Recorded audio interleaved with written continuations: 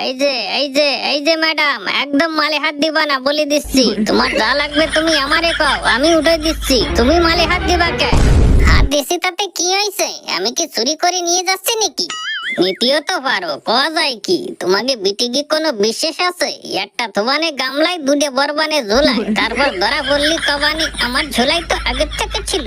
Shut up, mind your language. একদম কথাবার্তা ঠিক করে বলে। আমাকে কি জাতা বিটি মনে করছেন নাকি? আমি যদি চাই এখনই আপনার দোকানপাট এখান থেকে বন্ধ করাতে পারি, আপনি জানেন?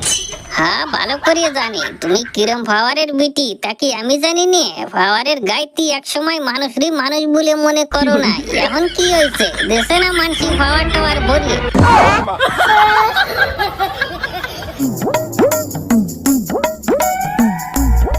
কই কি দাদা, তোমার দ্বারে একটা কথা কর ছিল। কি কথা? কতি লজ্জাও করতেছে, আবার না করলেও হয় না। কেন, কিছু বিকে টিকে লাগবে নাকি? দাদা তুমি কিরম কথা কও? আমারে দেখে কি তোমার বিকেরি মনে হচ্ছে নাকি? যা ভাবছো তা না, আমি পয়সা আলা ঘরের বিটি, দেখলে হবে কি খরচা আছে। তাই নাকি? তা পয়সা আলা ঘরের বিটি আমার দ্বারে কি দরকারে আইছে? কোনো দরকারে আসি না, একটা রিকোয়েস্ট করতে আইছি। কি রিকোয়েস্ট করতে আইছো? রিকোয়েস্ট হলো তুমি যার ঘরে খুশি পুলিশ ঢুকাও আর যার ঘরে খুশি সিবিআই ঢুকাও, আমার ঘরে জানি ঢুকানো হয় না। এটা কি রিকোয়েস্ট নাকি ধমকি? তুমি রিকোয়েস্ট মনে করো আর ধমকি মনে করো, আমার ঘরে জানি কোনো ধরনের রেট মারা হয় না। দিস ইজ মাই ফাইনাল কথা।